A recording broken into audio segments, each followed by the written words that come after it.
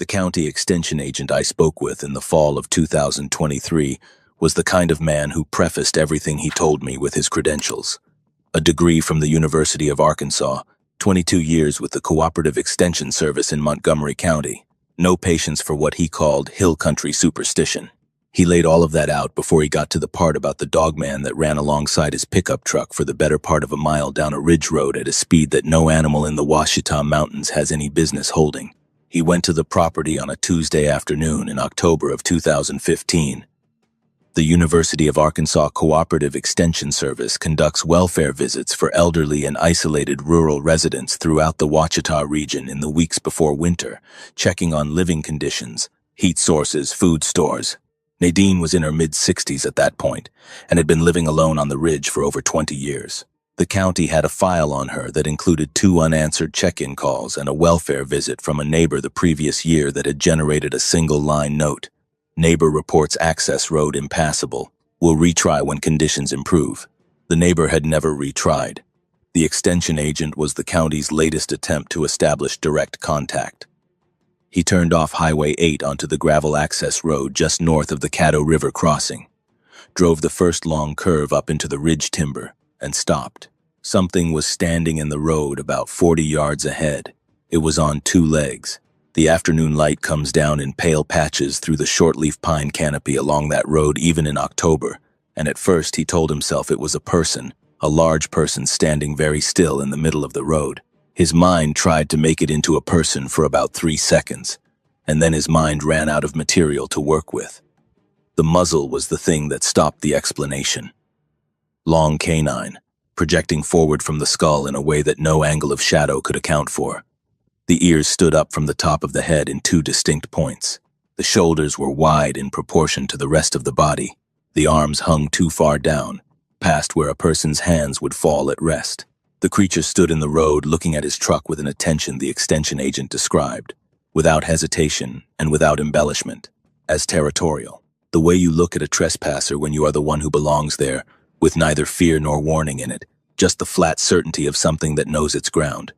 He backed down the road. He kept his eyes on the animal and put the truck in reverse and backed to Highway 8 without stopping. Whatever was in the road watched his truck go without moving from where it stood. He turned south toward Mount Ida, drove to the extension office, and wrote in his visit log that the access road had been blocked by fallen timber and that he would follow up when conditions improved. He never followed up. He never drove that road again. He told me the story 8 years later in the fall of 2023 because he had decided, by his mid-50s, that carrying it alone was not worth what it was costing him. That dogman has been on Nadine's ridge for as long as she has been on it, and by her account considerably longer than that. The extension agent was not the first person it turned away from that access road. He was not close to the last. For 30 years, Nadine has lived alone on an Ouachita ridgeline with a creature that treats the first curve in her access road as the edge of its territory, and she is the only person who crosses that line without consequence. This is the story of what she has observed over 3 decades of daily proximity, what it has revealed about the animal's intelligence, and what carrying that knowledge alone in a county of 9,000 people has actually cost her. Quick thing before we move on, I have this book coming out. It's called the DOGMAN Codex. It's a compilation of all my research and findings. Been working on it for a long time. So if you want to check that out, links down below. Now let's get you back to the video. Montgomery County, Arkansas, is the kind of place that shows up clearly on a topographic map, and barely at all on most other kinds.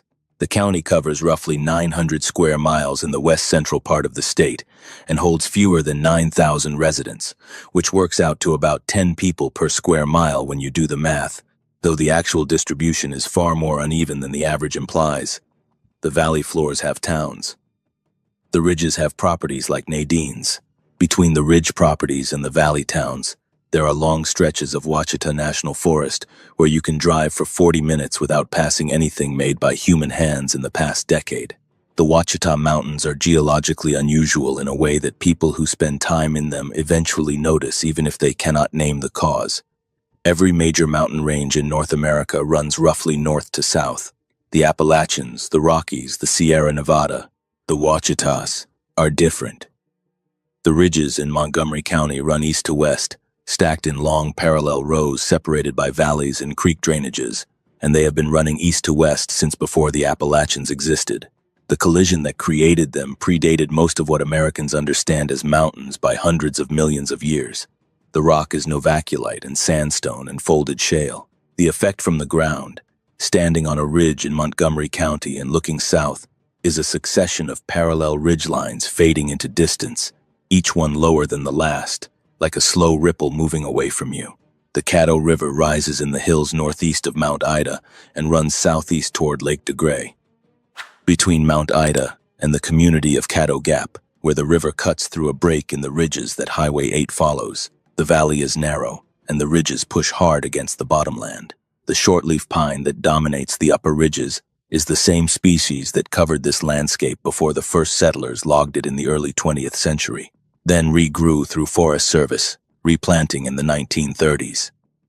At 100 years old, the shortleaf pines on the upper ridges run 60 to 80 feet, the trunks going orange and gray in plates the way old pines do, the forest under them open enough to walk through but dense enough that you lose sight of anyone 30 yards away. Below the pine zone, in the hollows where water collects and the soil deepens, white oak and red oak take over, with hickory and sweet gum and dogwood and redbud in the understory. The Caddo River in its upper reaches is cold enough to hold smallmouth bass and clear enough to read the gravel bars 10 feet down on a bright day. Roosevelt elk move through the northern parts of the county. Black bear have been re-establishing in the Ouachitas for 2 decades. Coyotes are common enough that their calling in the hollows at night is background noise. It is a working ecosystem with all the parts present, dense and layered in ways that people who spend their lives in cities cannot fully imagine until they are standing in the middle of it, in the dark. Nadine moved to the ridge in 1994 with her husband Lloyd. That is not her real name. She asked me to change it before she would agree to talk, and once you understand the specifics of her situation in a county where 9,000 people live close enough together that everyone knows everyone's business by the second generation, you understand why.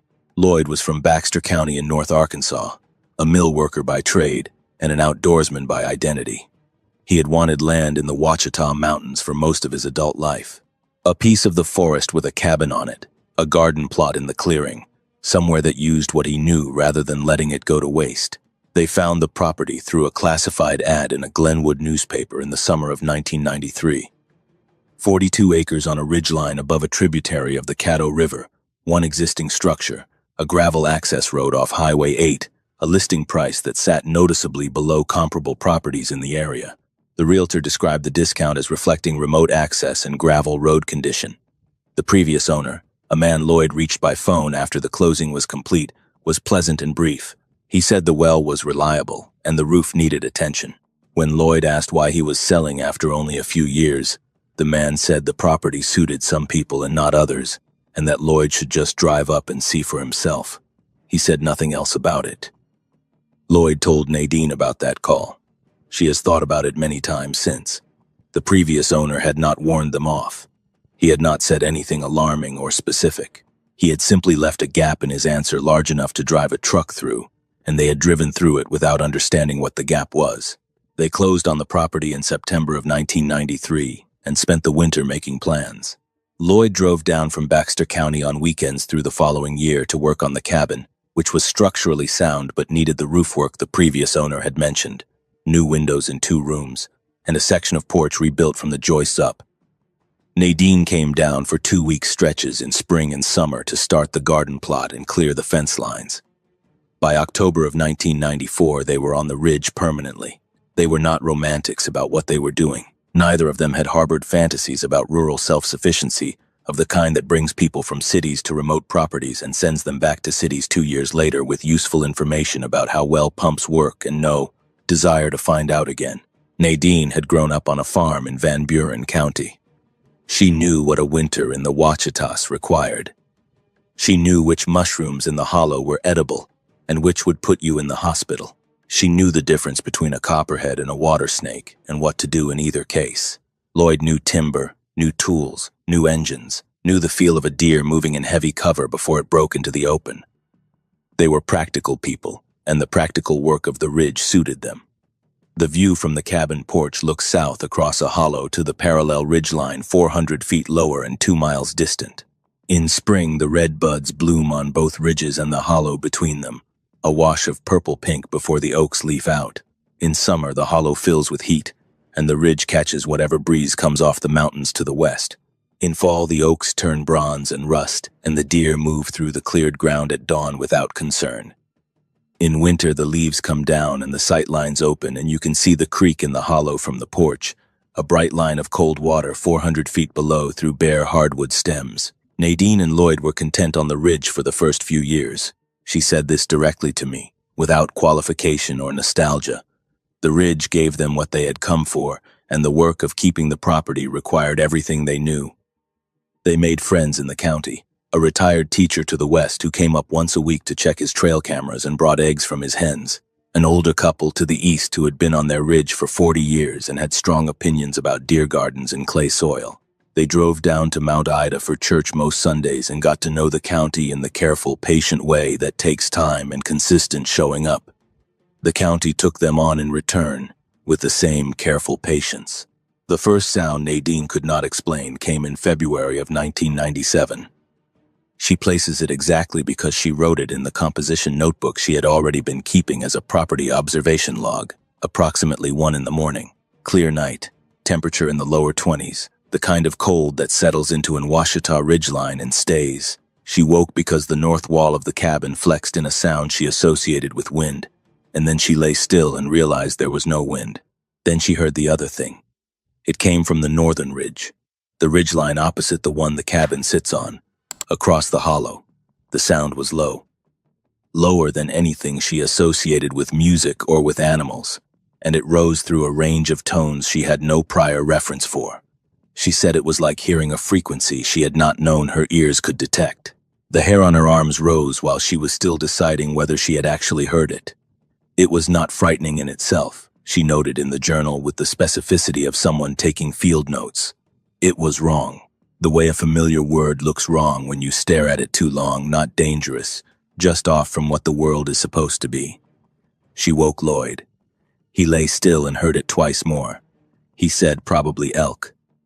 Elk do vocalize, and elk from the restored herd do occasionally move into Montgomery County, from the Buffalo National River drainage to the north, Iga. She did not argue, but she did not write elk in the journal entry. She wrote unknown.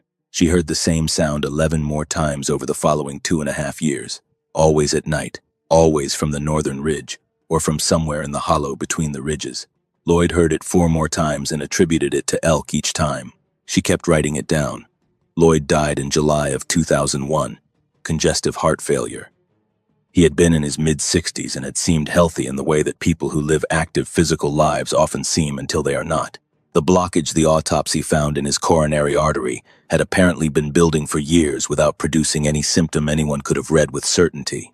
He was on the porch before sunrise, which was where he liked to sit with coffee and watch the hollow go from dark to light, and he did not get up again. Nadine found him there and called from the landline and sat beside him until the ambulance came up the ridge road, and then sat inside while the paramedics did what paramedics do, and then sat with the quiet the ridge had been teaching her. Since the day they arrived, her 2 children, both grown and established in Arkansas cities by then, came for the funeral and for the week after. They returned in September and asked her to consider selling the property and moving somewhere closer to one of them. They were not wrong to ask. The concerns were practical and real. A woman alone on a remote ridge, 14 miles from town, no cell service at the cabin, nearest neighbor 3 miles by road. Nadine heard them out and told them she was staying. She has told them the same thing, in various forms, every year since. They have stopped asking the direct question, though they have not stopped worrying. She knows this. She has made her peace with being the source of it. She was in her late 40s when Lloyd died. She has been alone on the ridge since. She is in her mid-70s now. The physical evidence started in the fall of 2002, 14 months after Lloyd's death.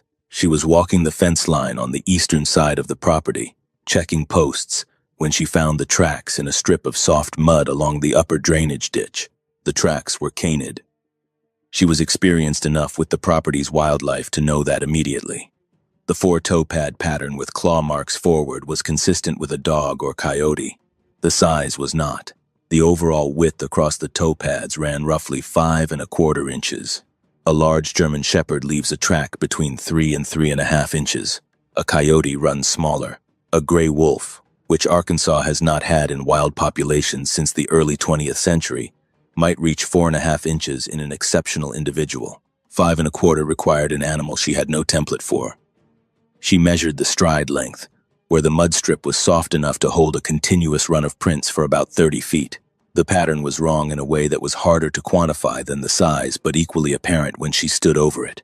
Normal canid locomotion, whether dog or coyote or wolf, produces a diagonal walk, in which each rear foot steps close to or into the print left by the previous front foot. These tracks did not do that. The front and rear impressions were separate, offset in a way she had seen in one other context. People. The track pattern was closer to what a two-legged animal produces than what a four-legged animal produces. She photographed the prints with a disposable camera she kept in the cabin for property documentation. She has those photographs still. She showed them to the retired teacher to the west of her when he came by with eggs the following week. He looked at them for several minutes without speaking and then said he did not know what had made them. He said to let him know if she found more. She did. The first sighting came in October of 2003. She was on the porch after dinner, which was a habit she had kept from the years with Lloyd. Both of them had made a point of sitting outside after the evening meal to watch the light leave the ridge and the hollow below it. She had continued the habit alone because stopping felt like losing something she was not ready to lose. It was a clear October evening and the light was going fast, the way it goes in the Ouachita in fall when the sun drops behind the western ridges and the world goes from bright to dark in less than half an hour. She saw it because it moved. A shift at the east tree line, maybe 60 yards from the porch, that her peripheral vision caught, and her eyes then could not release. It was standing in the gap between two short-leaf pines at the edge of the cleared yard, and it was standing upright, on two legs, the way a person stands, but taller than any person she had seen. The remaining light was sufficient to read the silhouette clearly. The shoulders were wide and the waist was narrower below them. The arms hung long, past where a person's hands would fall. The head was wrong for a person. The skull extended forward into a muzzle, and the ears rose from the top of the head in two distinct points. She sat still. She did not stand up or move toward the railing or reach for anything. She has thought about why since, many times, and does not have a complete explanation. Her body's assessment of what it was looking at did not produce the flight response she would have expected. The creature was not moving toward her. It was not crouched or tensed or positioned for anything she recognized as threat. It was standing at the tree line looking at the porch with an attention she could only describe as observational, the way a person looks at something they are trying to understand. She held still, and it held still for what she believes was close to a minute. Long enough for her to complete multiple mental passes through what she was seeing, cataloging details the way someone does when they know they will need to write them down afterward. Then it turned, went back into the trees. She heard nothing as it did. No brush crackling, no branch breaking. It moved through the edge of a pine forest without sound, which is not a thing a creature of that mass should be able to do. She went inside, sat at the table, wrote in the journal for over an hour. She did not call her children. She did not call the neighbor. She went to bed at her usual time and walked to the east tree line the next morning and found the same canid tracks she had found in the drainage ditch the previous year, this time in a strip of soft ground at the yard's edge. The prints were deep, pressed into soil she knew from gardening does not compress easily. The toe pad impressions were 3/4 of an inch deep in clay loam that required deliberate effort to disturb with her hand. Whatever made those prints was carrying serious weight. Over the following years, she built an understanding of the creature's habits, the way any patient observer builds understanding, through accumulation of specific evidence, through time, through resisting the urge to leap to conclusions before the data supported them. It was most active at night, though not exclusively, as the 2003 sighting showed. It was present year-round, not a seasonal visitor. It had a defined territory that extended beyond her 42 acres, but that returned to the immediate vicinity of the cabin with a regularity that stopped feeling like coincidence within the first year. The creek in the hollow below the cabin was a reliable crossing point. The access road at the east fence line was another. The northern tree line of the cleared yard was a third. These were the places she found prints most consistently, week after week, regardless of season or weather. She noticed what it did to the other wildlife on the property. The deer that browsed the property regularly shifted their pattern over the first 2 years after she began tracking the creature's presence. They continued using the upper clearing but avoided the lower east section nearest the hollow. The coyotes she heard regularly in the surrounding forest went quiet in the immediate area. She could hear them on distant ridges but not on hers. Certain sections of the hollow below the cabin simply stopped producing normal wildlife evidence. No deer trails, no coyote scat, no raccoon tracks at the creek. Something held that ground and the other animals recognized it. She found kill sites beginning in 2004 in the cedar and greenbrier thickets near the creek in the hollow below the property boundary. Deer carcasses, not distributed the way coyote kills are distributed, torn apart and scattered across a wide area, but positioned with a deliberateness she noted carefully in the journal. Not left where the animals fell, left at specific spots along the creek bank. The kills themselves were clean in a way that distinguished them from anything a coyote or a bear would produce. The cervical vertebrae broken, the throat opened, the carcass otherwise largely intact. She documented all of them on a hand-drawn map of the property she kept in the journal. She did not know yet what the positioning of those carcasses meant. She would understand it much later. What she noticed about her own relationship with the creature was subtler and took longer to articulate. It did not avoid her. When she walked the property, she became aware over time that she was being watched, the way one person watches another going about their business on shared ground. An observant awareness, rather than a predatory one. Sometimes, she saw movement at the tree line. Sometimes, walking with a flashlight in the early mornings, she saw eyes shine, amber, at 40 or 50 yards, set too wide apart and too far off the ground for any coyote. She learned not to look directly at it. When she did, it disappeared. When she looked slightly to the side, the way you look at a dim star to keep it visible, it stayed.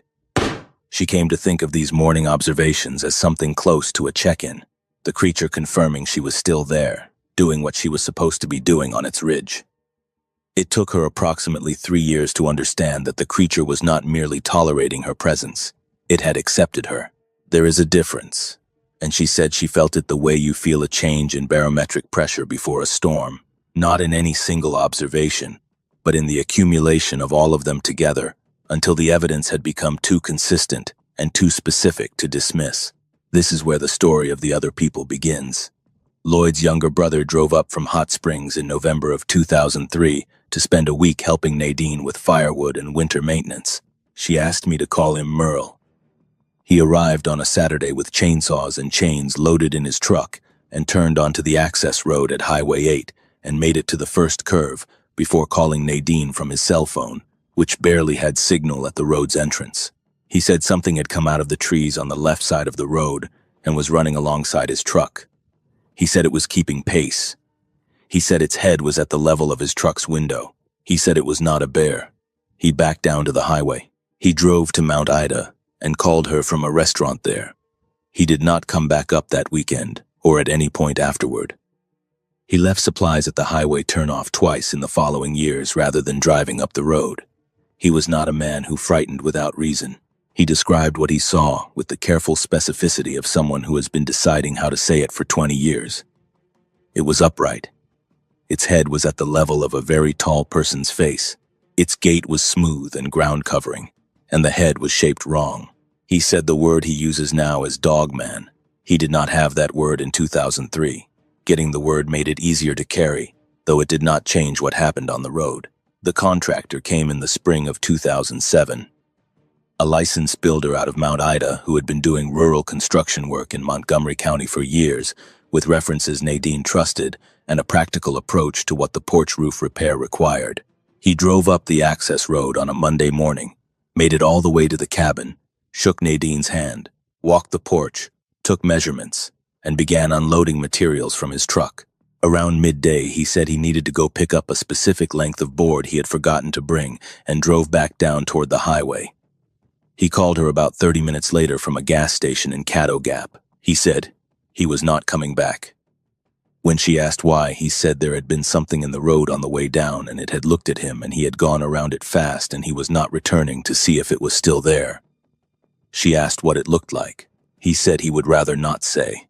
She paid him for the day's work by mail. She hired a different contractor from Glenwood in Pike County, who drove the access road without difficulty both ways and completed the roof repair over 2 weekends without incident or comment. That discrepancy, one contractor blocked and one contractor not, was the thing Nadine spent the most time working through in the years that followed. 2 men, same road, same season. One reached the cabin and worked the job and left without event. One was turned back on the way down. She did not have an explanation she was confident in. She still does not. What she had was a pattern, and the pattern kept developing. The incident she witnessed herself, rather than heard about after the fact, came in late August of 2011. Her granddaughter came from Fayetteville to visit for a weekend, a young woman in her mid-20s who had been to the Ridge twice before without trouble. She arrived with her boyfriend and the boyfriend's friend in a rented sport utility vehicle. They had dinner on the porch. Around 9 that evening, the 2 young men decided to walk down the access road to the first curve, where the road bends around a stand of old shortleaf pine, and there is a clear view of the hollow in the dark below. Clear August night, stars visible in a way that they are not from places with more light. Nadine was inside washing the dinner dishes. She heard their voices change. Not screaming. The register change that happens when people need to move fast and are trying not to show that they need to move fast. She went to the porch. The 2 men were coming up the road at a pace she described as halfway between a walk and a run. The boyfriend had his arms slightly out from his sides. The friend was looking back over his shoulder. They came up the porch steps, and the friend said something was in the road below the first curve, and it was standing on 2 legs and looking at them, and they were leaving. They left. The granddaughter went with them after a conversation with Nadine that lasted less than a minute, because her granddaughter knew her grandmother well enough to know extended conversation on this subject would not be productive. They drove down the access road without incident. Nadine stood on the porch after the sound of their engine faded and looked toward the east tree line.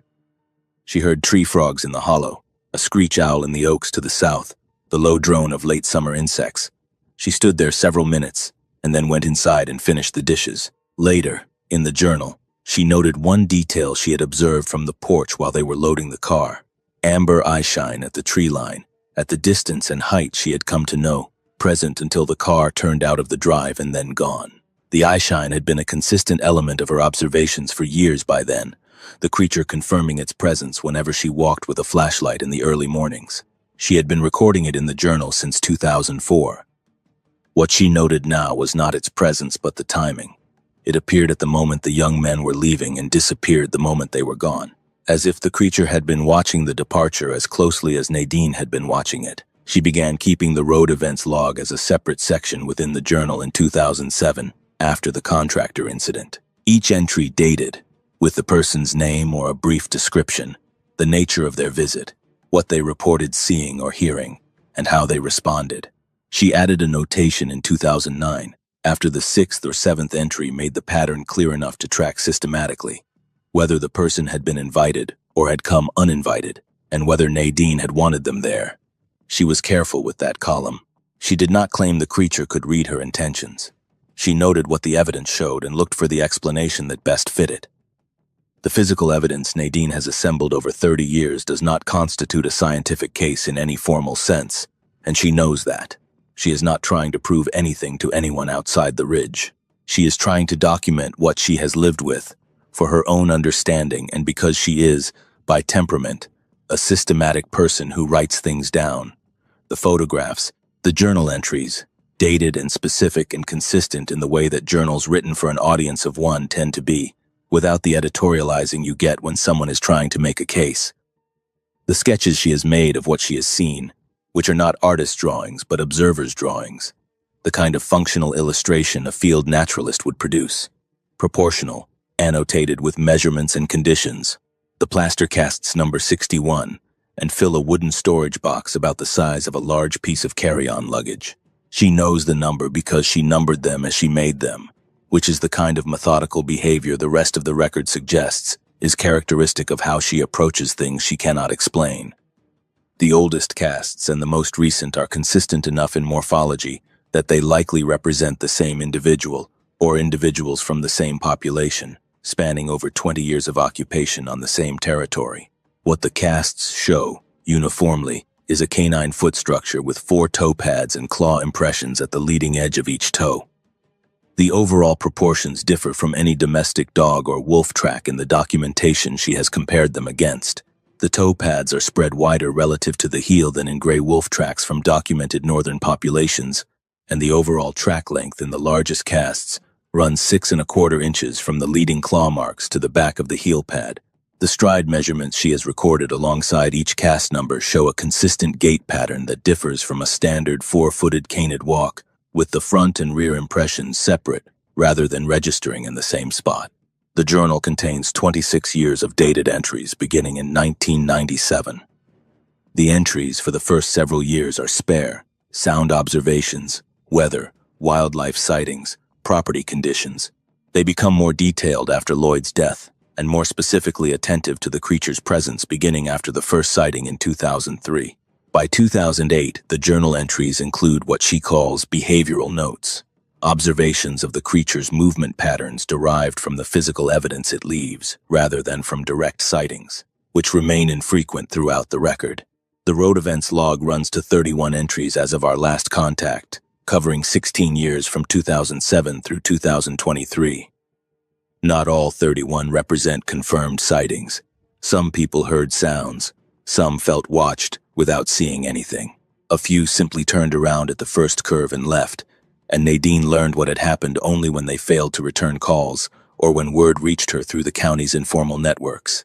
Of the 31, she is confident that at least 23 involved direct visual observation of the creature based on the accounts she received. The geographic consistency of the incidents is the element that anyone familiar with dogman behavior would recognize immediately. The first curve in the access road, at roughly 40 yards from the Highway 8 entrance, is where the majority of encounters happen. The property line is 100 yards further up the gravel. The cabin clearing is another quarter mile beyond that. The creature enforces none of those points. It enforces the curve, a specific topographic feature, the point where the road bends around a stand of old shortleaf pine and the sight line from the highway ends. Whatever the creature enforces, it enforces from that point forward. Nadine walks that curve every time she comes or goes and has never been stopped. No one else has been permitted past it without her being already present at the cabin above. Territorial enforcement at consistent physical features, rather than at abstract boundaries like property lines, is a recurring pattern in the dogman behavioral record that Linda Godfrey identified across her 30-plus years of field research. The documentation she assembled from Great Lakes encounters in particular showed enforcement at natural transition points, the edge between open ground and dense timber, the lip of a ridge above a hollow, the near bank of a creek, rather than at anything corresponding to human concepts of property. The first curve of Nadine's access road is exactly this kind of feature, the topographic inflection point where the road stops being a simple approach from the highway and becomes something entering a defined space. The Ouachita mountain region between Montgomery County and the Oklahoma border has produced dogman accounts through the informal networks where these reports accumulate for several decades.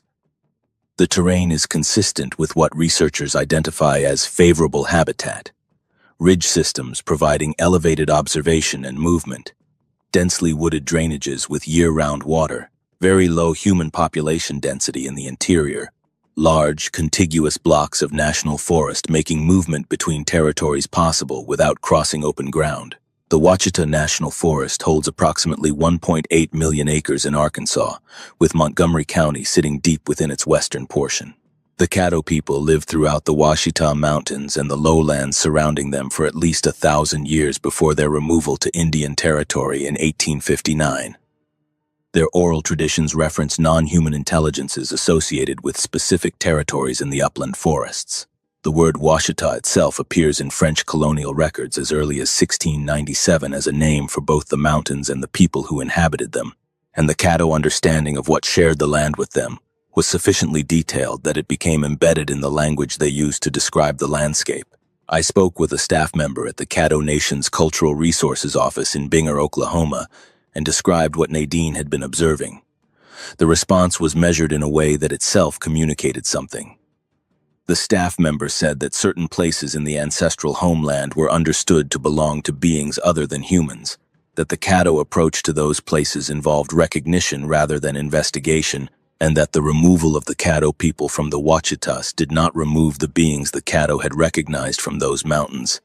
Those beings had been there before the Caddo arrived. They remained after the Caddo were taken away. That careful and specific non-denial echoes a pattern Linda Godfrey documented across the Great Lakes region throughout her research.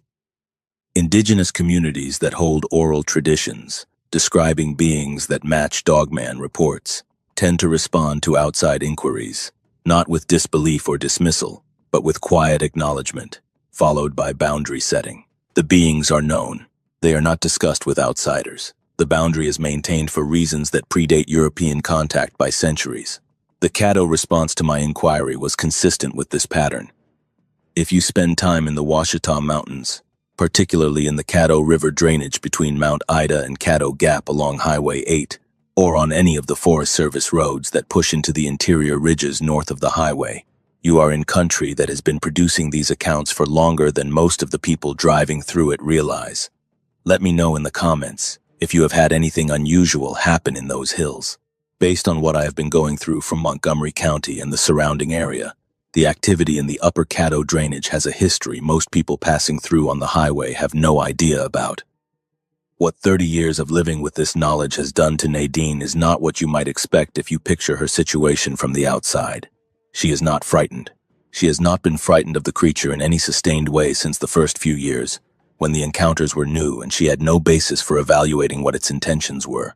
The framework developed the way any framework develops, that is built from evidence rather than assumption, through patient observation and enough accumulated time for patterns to become clear. By the middle of the first decade, she had enough to say with reasonable confidence that the creature was not interested in harming her. By the second decade, she had enough to say something more specific, that it had developed a category for her that it had not developed for anyone else who came to the ridge. She is not naive about what something of that size and strength is capable of. She is clear on what this particular one has done and not done over 30 years. What it cost her was the relationships. Her daughter, the one in Little Rock, stopped asking direct questions about the ridge around 2009 after a series of phone conversations that Nadine described as painful without specifying further. Her daughter worries and shows it by calling twice a week and visiting once a year and keeping the conversations on subjects they can both navigate. She does not ask about sounds at night. She does not ask about tracks. She has decided, apparently, that the answers would not help her manage her worry, and that the most useful thing she can do is come up every summer and help her mother with the heavy work. She leaves after a week and does not make the ask about selling the property that both of them know is coming and neither of them is ready for. Her son is further away in every sense. He lives outside Tulsa. He came to the ridge once in the years after Lloyd died and told Nadine by phone the following week that he would not return. He did not explain further. Nadine believes he heard something the night he spent in the guest room with the window cracked, but he has neither confirmed nor denied this, and she has not pressed it. They speak once a month. The conversations are warm and careful in the way of people who have agreed, without discussing it, on what they will not cover. The retired teacher to the west of her died in 2014. He was the only neighbor she had told directly about what she was observing, and his response had been consistent, attentive, patient, not dismissive. He had trail camera records from his property showing large blurred shapes in the timber between his land and hers on night recordings. He noted them without drawing conclusions. After his death, the property went to a hunting club from Russellville. A club member drove up to introduce himself in October of 2016 and did not reach the cabin. He called his club president from the highway. The president called Nadine to apologize for whatever dog was blocking her road. She told him it was not her dog. The hunting club has not returned. The county assessor made 2 visits. First, in 2009, a routine property assessment that proceeded without incident. He sat at the kitchen table and went through the standard checklist and left. When I reached him, he said the visit had been unremarkable. but that when he got back to his car at the highway, he found 4 parallel scratches along the rear quarter panel that had not been there when he drove up, deep enough to reach bare metal, each gouge about 8 inches long, evenly spaced. He filed an insurance claim, attributed the damage to a tree branch, and moved on. He came back in 2018 for the next assessment cycle. He called the assessor's office from the bottom of the access road and said he had encountered an aggressive animal on the road that had run alongside his vehicle for part of his descent and that he was not comfortable returning to the property. His supervisor documented it as an animal encounter and scheduled the assessment to be handled by a different approach. No different approach exists for that property. The assessment has been conducted by drive-by from Highway 8 since 2018, noting that the cabin appears occupied from the road. The formal county file contains no record that explains why direct assessment was discontinued. There is no formal record in Montgomery County, in any office, of what any of these people experienced on that access road. No incident report, because no incident was filed. No wildlife encounter report, because the wildlife encounter reporting system covers mountain lions, black bears, and feral hogs, and has no field for what these people described. No complaint, because the people who would make a complaint had rational, professional reasons not to make one.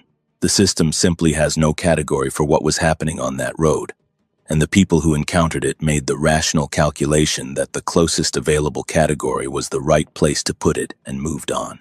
That institutional silence is not a conspiracy. It is a structural problem that any researcher in this field eventually recognizes. The system was designed to classify known animals and known threats. When the evidence does not fit an existing category, the people inside the system do not create new categories.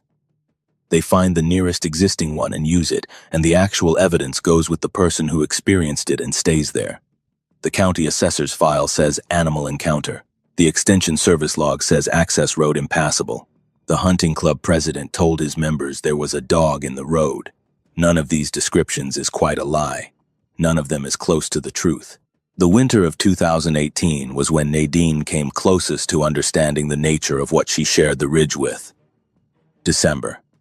She developed pneumonia, bad pneumonia, deep in the lungs, the kind that a woman in her mid-60s living 14 miles from town has to take seriously. She was bedridden for 11 days. Her daughter drove from Little Rock and stayed the first week, then had to return to work. Nadine was left alone with the landline and a neighbor's agreement to call daily and a fever that had peaked at 103 and was coming down slowly. On the second night after her daughter left, the creature began circling the house. She had heard it circle before, briefly, over the years. Sounds of something large moving around the perimeter of the cabin at a distance of roughly 15 yards, completing a circuit, and then gone within 10 minutes. This was different. For 3 to 4 hours, she lay in her bed and listened to something complete, a circuit of the house every 5 or 6 minutes, the same path, consistently, at a distance that felt measured rather than accidental, without any vocalization, without any sound she could identify as threat, present in a way that was methodical and sustained, and too regular to attribute to anything drifting through. She did not get up. She was not well enough to get up.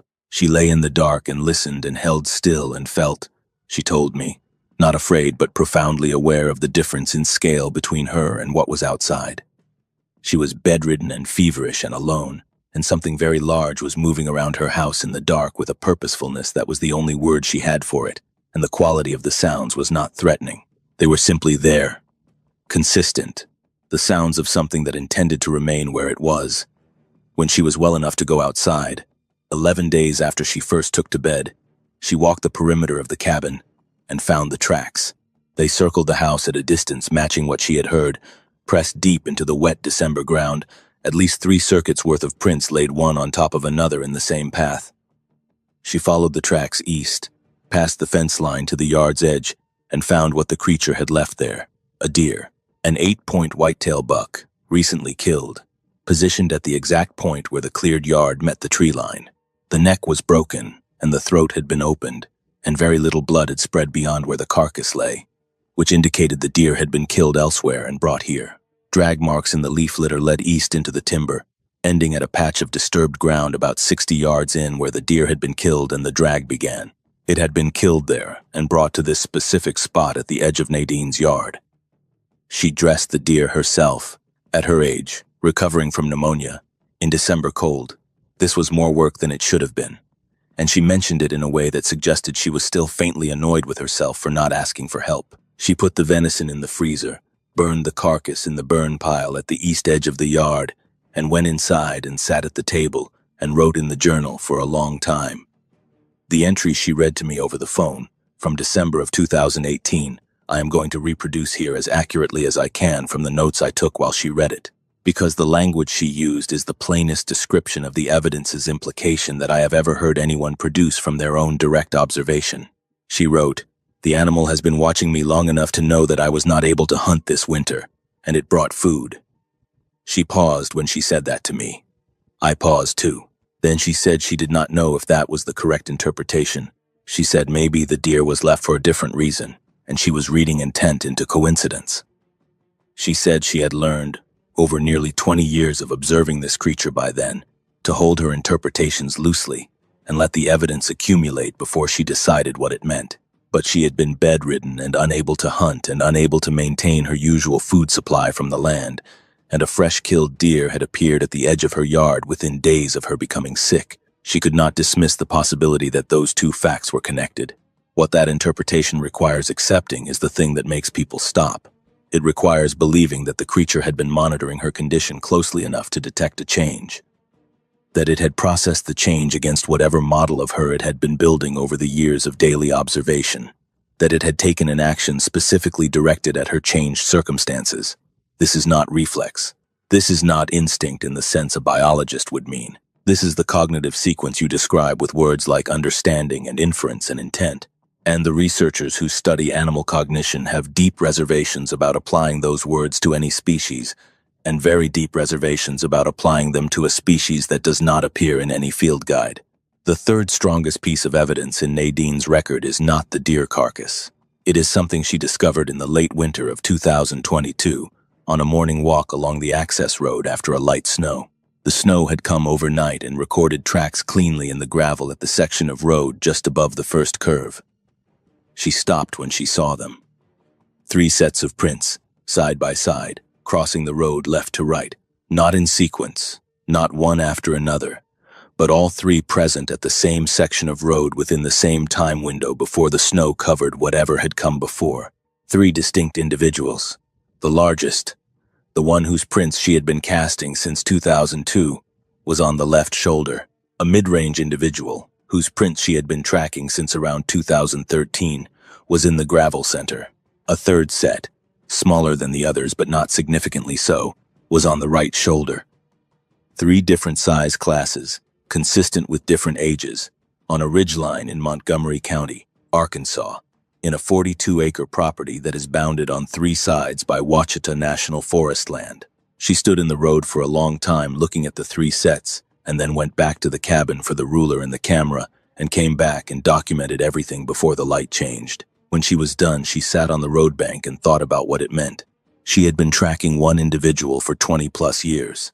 A second had appeared in the middle period and grown to near match the first in track size by 2018. This third was newer, smaller, consistent with a young animal. 3 different size classes, a family group, or something organized along family lines, occupying the same territory she had been sharing for 3 decades. She wrote in the journal that night, "The mountain was not empty when I arrived, and it is not empty now. And whatever I am living alongside has been here for longer than I have, and will be here after I am gone. And I have been given the remarkable and accidental gift of coexisting with it. And I still do not fully know what I did to earn it." The timber company approached her 3 times over the years. The same offer each time: selective harvest of the larger shortleaf pines on the upper ridge, standard Ouachita forestry practice, significant money for a property owner.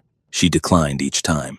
The third approach, in 2020, involved a site visit by a company forester who came to the property without pre-announcing himself, driving up the access road one afternoon in late September to assess the timber before the company made a formal offer. He made it past the first curve. He made it to the cabin clearing. He spent about 40 minutes on the upper ridge with his diameter tape and his GPS unit, moving through the shortleaf pines she has been watching grow for 30 years. He drove back down the road at a speed the gravel did not warrant. He did not say goodbye to Nadine, who watched from the porch. The company filed a site assessment noting the timber as excellent quality but characterizing the access road as operationally problematic and the site as not recommended for current development. The company did not approach again. Nadine found the tracks the next morning, crossing the access road at a point about 50 yards below the first curve. One set, deep, heading east into the timber, fresh. She knew what they meant. The creature did not want the trees taken, any more than it wanted the assessors or the inspectors or the relatives who came to talk about selling. The ridge is its habitat. The pines on the upper section are the structure its territory is built around. Nadine has been the instrument of that protection without being its cause. The ethical dimension of her situation is not something she has resolved, and she does not pretend otherwise. She is in her mid-70s. She is alone on a ridge that emergency responders cannot reliably access. She knows this. The paramedics who would come if she called from the landline would have to drive up the access road. If she fell and could not reach the phone, the first responder driving up would meet what the county assessor and the extension agent and the contractor met on the way up. She does not know whether the urgency of an emergency would change the creature's calculation. She has one data point: the assessor's second visit in 2018, when she was sick, and the creature still blocked him. She said this: "She has lived for 30 years alongside something that could have removed her from the ridge at any point, and has not. She was vulnerable for 11 days in December of 2018, and something brought her food." In 31 documented incidents on the access road, the creature has never physically harmed anyone. It has scared people and deterred them and left scratch marks in a county assessor's paint. It has not hurt anyone. The fear she can generate intellectually about the emergency access problem does not override the evidence of what the creature has actually done over 30 years of daily proximity. If there is a genuine threat in that history, she has not found it yet. She has thought about what will happen when she can no longer stay. She has had conversations with her daughter about it that she characterized as productive in the sense that they ended in agreement to address the matter when the time came. Her children will come. There will be decisions to make. People will drive the access road who have not driven it before. She cannot predict what the creature will do with that situation, and she does not try. She said, "Whatever the ridge decides about what comes next is not mine to determine. I have had 30 years here. That is more than I was owed. The Ouachita Mountains were here before the Caddo people arrived in them, and they will be here after whatever comes next. The ridges run east to west because of forces that acted on this earth before anything that walks on it now existed, and they will keep running east to west when everything that walks on it now is gone. The shortleaf pines on Nadine's upper ridge are probably 100 years old. The second generation after the original forest was logged in the early 20th century, and the replanting crews came in through the 1930s to put it back. The pines do not know they are the second generation. They are simply the forest doing what the forest does when the conditions exist for it. The creature on Nadine's ridge has been patient in the same way. Patient through whatever came before the Caddo's arrival in these mountains. Patient through 1,000 years of Caddo occupation, a sustained coexistence deep enough to become embedded in language. Patient through the removal period, when the Caddo were taken away and the settlers arrived and the timber came down. Patient through 80 years of the Ouachita National Forest, with its management plans and its trail crews and its biologists walking transects. It adapted to what changed and remained on the ground that was its ground. Nadine arrived in 1994, and through some process she cannot fully explain, and has spent 30 years observing the results of. She was accepted into what was already there. She did not do it deliberately. She did not know an evaluation was underway when she first drove up the access road. She arrived, and she stayed, and she paid attention, and she did not destroy what she found. She planted a garden instead of clearing the hollow. She left the timber on the upper ridge standing. She walked the property every morning and every season and wrote down what she saw. She did not know she was doing anything that mattered beyond the doing of it. But something was watching, and something was deciding, and at some point, the decision settled. The 3 sets of tracks in the morning snow in 2022 are the image I keep returning to.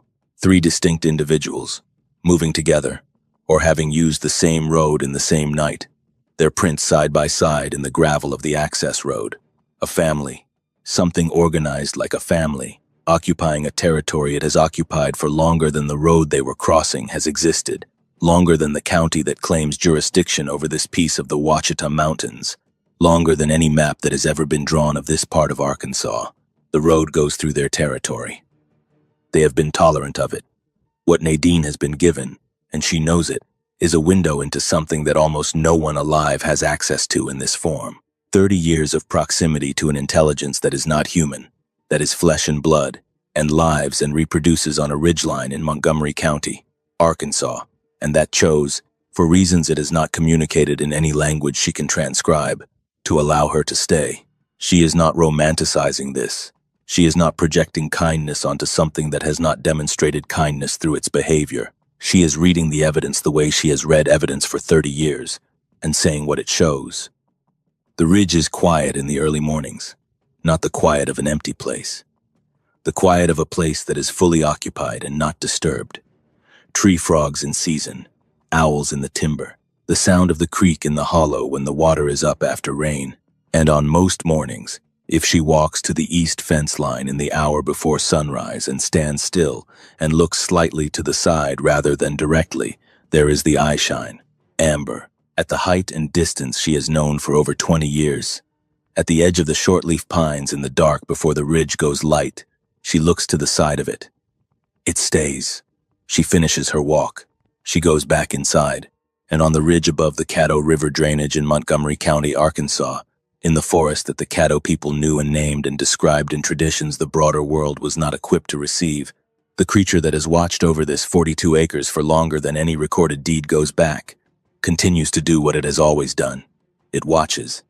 It maintains the boundary at the first curve of the access road. It keeps the ridge the way the ridge was. Some places take care of what takes care of them. This one has.